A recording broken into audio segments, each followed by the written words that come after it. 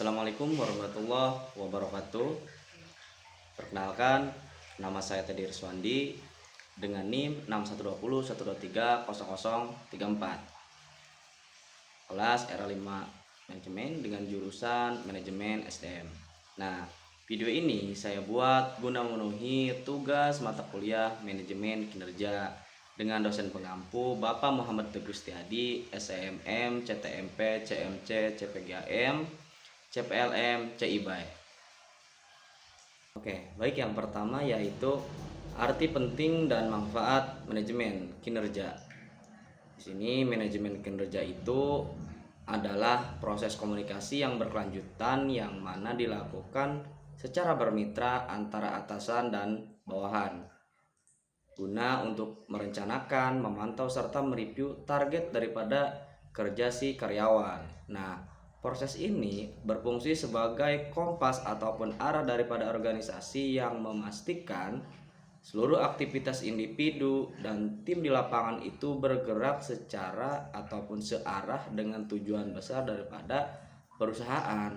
Nah, melalui proses sistem ini, strategi bisnis yang dilakukan secara abstrak ataupun diterjemahkan menjadi aksi nyata yang terukur, jadi sistematis. Secara umum, arti penting daripada manajemen kinerja ini terletak pada perannya ini nih sebagai alat navigasi ataupun arah organisasi dan dasar pengambilan suatu keputusan yang objektif. Tanpa adanya sistem ini, perusahaan akan kesulitan mengukur baik itu dari efisiensi kerja, sementara karyawan yang biasa saja bekerja keras namun ke arah yang salah gitu. Manajemen kerja juga mengubah pola hubungan kerja yang semulanya itu hanya bersifat untuk mengawasi saja menjadi proses yang berfokus pada pengembangan potensi sumber daya manusia bagi suatu perusahaan tersebut. Adapun untuk manfaatnya itu atau manfaat utama sistem ini adalah mendongkrak ataupun meningkatkan produktivitas yang memang secara keseluruhan dan meminimalkan bias dalam penilaian. Dengan pemantauan secara berkala, hambatan kerja di lapangan dapat dideteksi lebih cepat sebelum menjadi suatu permasalahan yang memang besar seperti itu. Selain itu, data yang valid menjadi acuan yang andil untuk menentukan suatu promosi. Baik itu promosi, pemberian bonus maupun perencanaan ataupun pelatihan karyawan ke depannya gitu.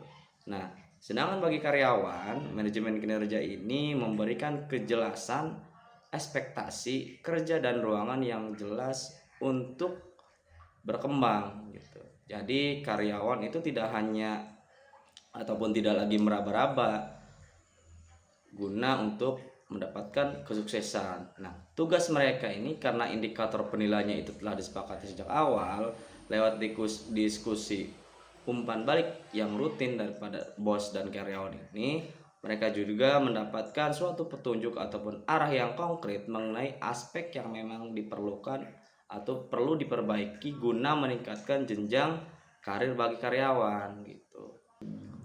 Oke, selanjutnya yaitu konsep strategi dan penerapannya ataupun pengimplementasian kepemimpinan dalam suatu organisasi ataupun perusahaan. Nah, di sini konsep kepemimpinan dalam kemampuan untuk pemimpin itu juga mempengaruhi ataupun mengarahkan dan menggerakkan anggota gitu.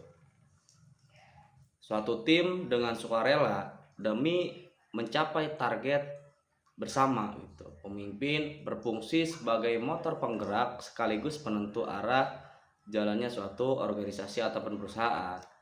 Di sini strategi kepemimpinan yang efektif itu berfokus pada komunikasi yang jelas, pembagian tugas yang tepat, serta pengembangan potensi si anggotanya gitu. Pemimpin juga harus mampu menerjemahkan visi besar organisasi menjadi suatu langkah-langkah kerja harian yang dipahami oleh seluruh tim gitu. Jadi bukan hanya di dia saja tetapi seluruh tim juga harus memahaminya gitu. Adapun penerapan ataupun pengimplementasian kepemimpinan itu di lapangan diwujudkan melalui pemberian teladan ataupun role model gitu. pengambilan keputusan yang tegas, serta evaluasi berkala. Pemimpin yang baik tidak hanya memberi perintah saja, akan tetapi juga memberikan bimbingan ataupun yang biasa disebut dengan coach gitu. Dan solusi saat tim ataupun ketika memang suatu perusahaan tersebut atau suatu organisasi memiliki kendala, harus bisa memecahkan ataupun bisa menyelesaikan suatu persoalan tersebut. Selanjutnya yaitu konsep sistem manajemen kinerja. Nah, di sini untuk konsep sistem manajemen kinerja adalah sebuah siklus utuh yang memang berjalan terus-menerus guna ataupun bukan cuman sekali ataupun cuma setahun saja, yang mana untuk memastikan kerja karyawan selalu membuahkan hasil bagi organisasi. Nah, konsep ini berjalan dalam 4 tahapan. Nah, salah satunya ya yang tadi yaitu perencanaan ataupun planning. Nah, atasan dan karyawan itu duduk bersama di awal untuk menentukan apa sih target kerja kita gitu. Apa sih tugas kita, dan serta standar penilaian yang cukup jelas. Selanjutnya ada pemantauan ataupun monitoring. Nah, selama kerjaan berjalan, atasan itu memantau dan memberikan bimbingan, yang mana tujuannya itu agar si karyawan ini tidak salah ataupun tahu gitu tuh.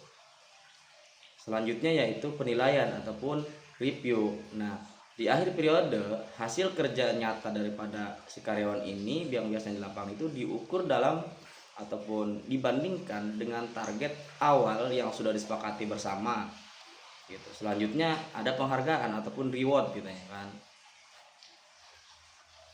Ada selanjutnya di sini hasil penilaian digunakan untuk memberikan apresiasi seperti bonus dan promosi, serta menentukan pelatihan apa sih yang dibutuhkan karyawan agar makin berkembang. Jadi intinya supaya si karyawan ini juga bisa gitu bro.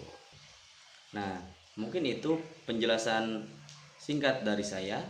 Kurang lebihnya saya mohon maaf. Akhirul kalam. Wassalamualaikum warahmatullahi wabarakatuh.